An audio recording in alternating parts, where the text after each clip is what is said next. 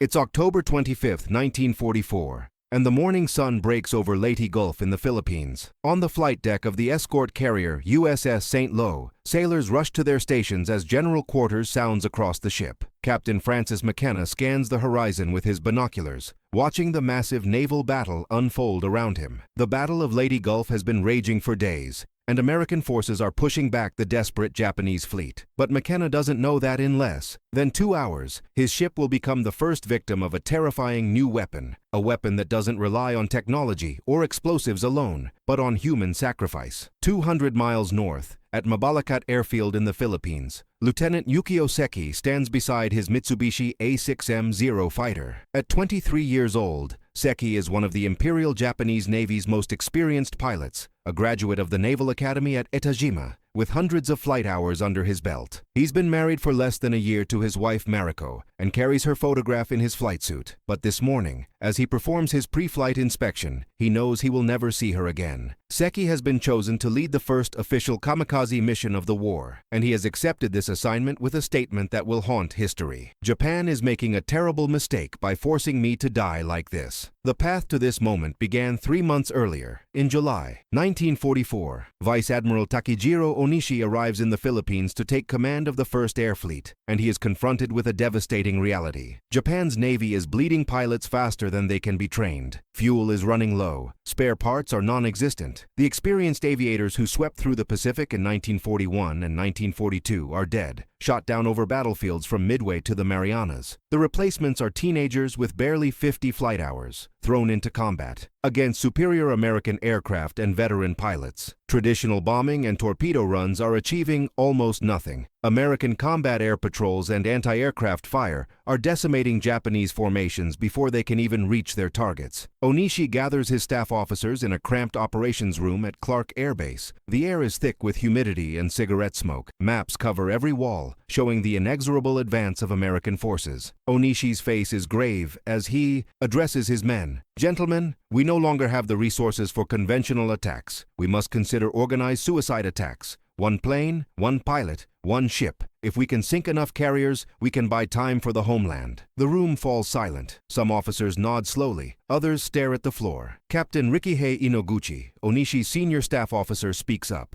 "Sir, our pilots are already dying in failed attacks. At least this way, their deaths will have meaning. But we must ask for volunteers only. We cannot order men to their deaths." And so the Shinpu Tokubetsu Kogekitai is born, the Special Attack Unit, though history will remember them by a different name, Kamikaze, meaning divine wind, referencing the typhoons that saved Japan from Mongol invasion in the 13th century. Onishi needs a leader for the first mission, someone experienced enough to navigate to the target, skilled enough to actually hit a ship, and respected enough that others will follow. The choice falls on Lieutenant Yukio Seki. Seki is summoned to the operations room. He enters to find several senior officers waiting for him. Captain Inoguchi explains the situation. Japan is losing the war. Conventional attacks are failing. They are forming a special attack unit, and they want him to lead it. Seki listens without expression, his face betraying nothing. When Inoguchi finishes, he asks, "Lieutenant, will you accept this mission?" Seki is silent for a long moment. Everyone in the room holds their breath. Finally, he speaks. "I have a wife. I married her only this year. I do not wish to die." The officers exchange glances. Seki continues, "But I understand the situation our nation faces. If this is what is required, I will do it. However, I want you to know that I believe Japan is making a terrible mistake by forcing men to die like this." Despite his objections, Seki accepts command. Over the next 2 weeks, he trains with his unit. 4 other pilots join him.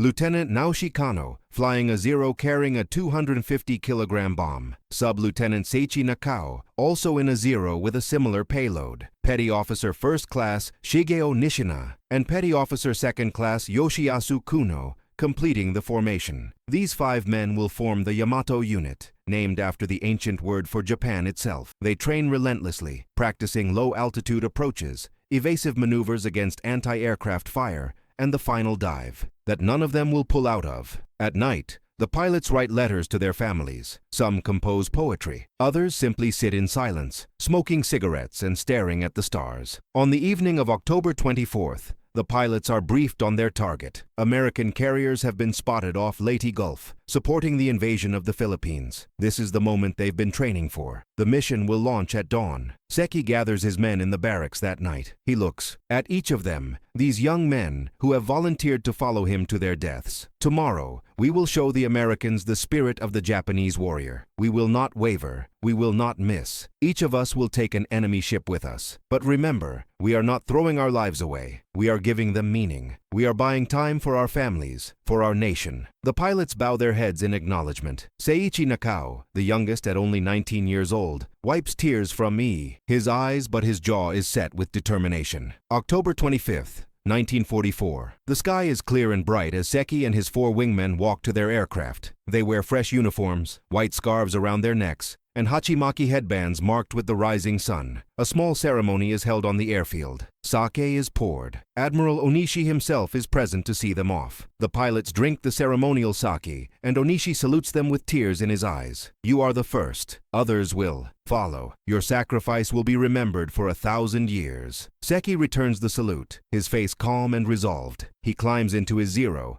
settles into the familiar cockpit, and starts the engine. The Sakai radial engine roars to life, the propeller spinning into a blur. One by one, the 5 Zeros taxi to the runway and take off, climbing into the blue Philippine sky. The flight to Leyte Gulf takes nearly an hour. Seki leads his formation at low altitude, hugging the waves to avoid radar detection. The pilots maintain radio silence. Each man is alone with his thoughts. Seki thinks of Mariko, of the life they could have had together, of the children they will never have. He thinks of his mother and father, who will receive a telegram informing them that their son died gloriously for the emperor. He thinks of his fellow pilots behind him, following him to their deaths because he gave the order. The weight of command has never felt heavier. Aboard the USS St.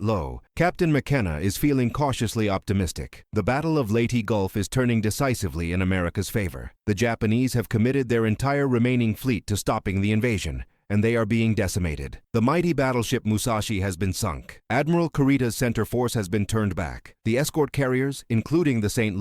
have been providing crucial air support for the troops landing on Leyte. McKenna's pilots have flown mission after mission, bombing Japanese positions and strafing enemy convoys. The flight deck crew is exhausted but in good spirits. They believe the worst is over. At 10:47 a.m., the radar operator on a nearby destroyer picks up 5 contacts approaching from the north. The contacts are small, flying low and fast. An alert goes out across the task force. Bogies inbound, bearing 350, range 12 miles. On the St. the general quarters alarm sounds. Sailors sprint to their battle stations. The 5-inch gun crews load shells. The 40mm Bofors anti-aircraft mounts swing toward the north. Fighter pilots race to their Wildcats, but there's no time to get them airborne. The contacts are coming in too fast, too low. Seki spots the American ships through the morning haze, a formation of escort carriers, the smaller cousins of the massive fleet carriers, but still valuable targets. He counts 6 of them in 2 groups. They are turning into the wind,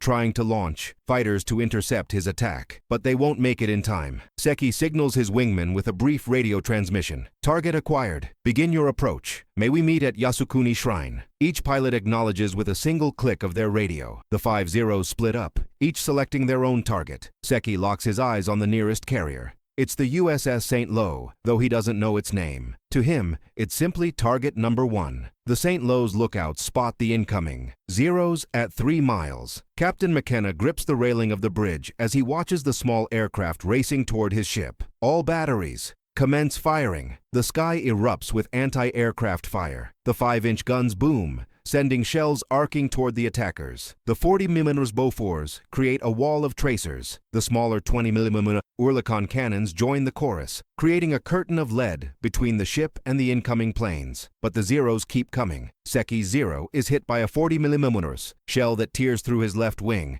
but the aircraft stays airborne. He can feel the controls becoming sluggish, but it doesn't matter. He only needs to stay in the air for another 30 seconds. He pushes the stick forward, diving toward the St. flight deck. The carrier grows larger in his windscreen, filling his entire field of vision. He can see sailors on the deck, running for cover. He can see the arresting wires stretched across the wooden planking. He can see the island superstructure with its radar arrays and flag masts. In his final seconds, Yukio Seki thinks of Mariko one last time, and then his world is consumed by impact. The Zero strikes the St. Lo's flight deck at over 300 miles per hour. The impact point is just aft of the midship elevator. The 250-kilogram bomb penetrates through the wooden flight deck and detonates inside the hangar bay, where armed and fueled aircraft are waiting to launch. The explosion is catastrophic. A massive fireball erupts from the hangar, engulfing the flight deck in flames. Secondary explosions follow as bombs and torpedoes on the parked aircraft detonate in a chain reaction. The entire ship shudders from the force of the blasts. On the bridge, Captain McKenna is thrown to the deck by the explosion. The ship's intercom is screaming with damage reports from every station. Fire in the hangar bay, fire on the flight deck, engine room flooding. We're losing pressure in the fire mains. McKenna pulls himself to his feet and tries to take stock of the situation, but it's clear within minutes that his ship is doomed. The explosions have ruptured fuel lines, and burning aviation gasoline is spreading throughout the ship. Sailors are trapped below decks, surrounded by smoke and flames. The list is increasing. McKenna gives the order he never wanted to give. Abandon ship. The crew of the St. Lo evacuates in remarkably good order. Despite the chaos and flames, the training kicks in. Men help their wounded shipmates to the side of the ship. Life rafts are deployed. Sailors jump into the warm waters of Leyte Gulf and swim away from the burning carrier. At 11:25 a.m., just 38 minutes after Seki's attack, the USS St. Lo capsizes and sinks beneath the waves. She takes 113 men with her, sailors who couldn't escape the inferno below decks. Captain McKenna is among the survivors, pulled from the water by a destroyer. But Seki's attack is not the only one. Moments after his impact, Lieutenant Naoshi Kano's Zero slams into the escort carrier USS Kitkun Bay, causing significant damage, but not sinking her. Sub-Lieutenant Seiichi Nakao, the 19-year-old, crashes into the USS Kalinin Bay, starting fires that take hours to contain. Petty Officer Nishina misses his target and crashes into the sea, his bomb exploding harmlessly. Petty Officer Kuno's Zero is shot down by anti-aircraft fire before he can reach his target, the young pilot dying in a ball of flame as his aircraft disintegrates in midair. 3 ships hit, 1 sunk, 5 pilots dead. From a strategic standpoint, it is a success beyond anyone's expectations. When news of the attack reaches Admiral Onishi in the Philippines, he is both elated and horrified. Elated because the concept worked. A single pilot in an obsolete aircraft sank an American carrier. Horrified because he knows what this means. The Imperial Japanese Navy will demand more kamikaze attacks. Many more, and many more young men will follow Yukio Seki into the sky, never to return. The news spreads throughout the Japanese military. Propaganda officers seize upon the story. Seki becomes an instant national hero, posthumously promoted 2 ranks and celebrated in newspapers and radio broadcasts across Japan. His photograph appears on posters encouraging others to volunteer for special attack units. The narrative is carefully controlled. The propaganda emphasizes Seki's courage, his devotion to the emperor, his willingness to sacrifice everything for the nation. What is not mentioned is his statement before the mission. Japan is making a terrible mistake by forcing me to die like this. That quote is buried, suppressed, deemed too demoralizing for public consumption. But the reality cannot be hidden forever. Within weeks, kamikaze attacks become routine. Hundreds of pilots are recruited, some volunteering genuinely, others pressured by social expectations and military culture. The attacks continue for the rest of the war. During the Battle of Okinawa in 1945, over 1,100 kamikaze sorties are flown, sinking dozens of American ships and damaging hundreds more. But the cost is staggering. Nearly 4,000 kamikaze pilots die in these attacks. Most never reach their targets. American combat air patrols and anti-aircraft defenses improve dramatically, shooting down kamikaze aircraft by the hundreds. The tactic that seemed so promising in October 1944 becomes a grinding war of attrition that Japan cannot win. Back in Japan, Mariko Seki receives the telegram informing her of her husband's death. She is devastated, but also angry. Angry at the war that took him. Angry at the military that asked him to die. Angry at a nation that celebrated his death while she mourned alone. In her private journals she writes, "They call him a hero, but I call him a victim. Yukio did not want to die. He told me so in his letters. He did not believe in this strategy, but he had no choice. None of them did." Her words echo her husband's final statement, a statement that would not become public until decades after the war ended. The USS St. Lo was the first American aircraft carrier sunk by a kamikaze attack, but she would not be the last. In total, Kamikaze attacks sank 47 Allied ships and damaged 368 others during the last year of the war, but they could not change the outcome. Japan's industrial capacity was exhausted. Her navy was destroyed, her air force decimated. The kamikaze attacks, for all their terror and sacrifice, only delayed the inevitable. After the war, historians and military analysts debate the effectiveness of the kamikaze strategy. Some argue that it was a rational response to Japan's desperate strategic situation, a way to inflict maximum damage with minimal resources. Others contend that it was a wasteful expenditure of trained pilots who could have been more valuable in conventional roles. But lost in these strategic debates is the human cost. The thousands of young men, many still teenagers, who climbed into cockpits, knowing they would never climb out. Pilots like Yukio Seki, who understood that their sacrifice was ultimately futile, but made it anyway because they believed they had no other choice. In 1974, 30 years after his death, a Japanese historian tracks down Yukio Seki, now remarried and living quietly in Tokyo. He asks her about her first husband, about Yukio, the celebrated kamikaze pilot. She is reluctant to speak at first, but eventually she shares his letters, his photographs, and his true feelings about the mission. For the first time, the public learns about Seki's statement, "Japan is making a terrible mistake by forcing me to die like this." The revelation is controversial. Some accuse Mariko of dishonoring her husband's memory. Others praise her for revealing the truth, for showing that not all kamikaze pilots were fanatical volunteers, that many were conflicted, coerced, or simply trapped by circumstance and culture. Today, Yukio Seki is remembered in two very different ways. In some circles, he remains a hero, a symbol of Japanese warrior spirit and self-sacrifice. His photograph hangs in the Yasukuni Shrine in Tokyo, alongside thousands of other war dead. In other circles, he is remembered as a victim, a talented pilot whose life was wasted in a desperate and ultimately failed strategy. Perhaps the truth lies somewhere in between. Seki was neither a mindless fanatic nor a helpless victim. He was a man faced with an impossible choice, who made the decision he felt was required of him,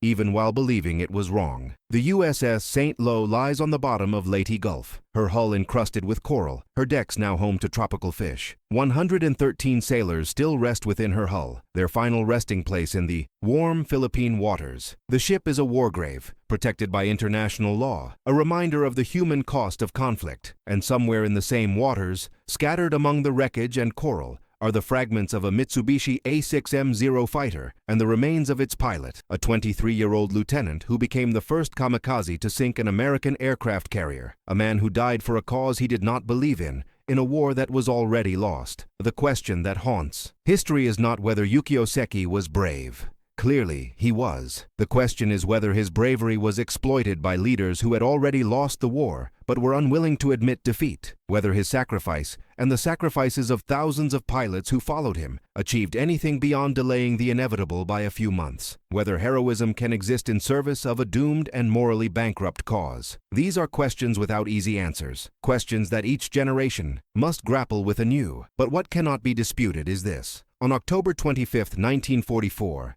a young pilot named Yukio Seki climbed into his Zero fighter, took off from Mabalacat airfield, flew south to Leyte Gulf, and crashed his aircraft into the USS St.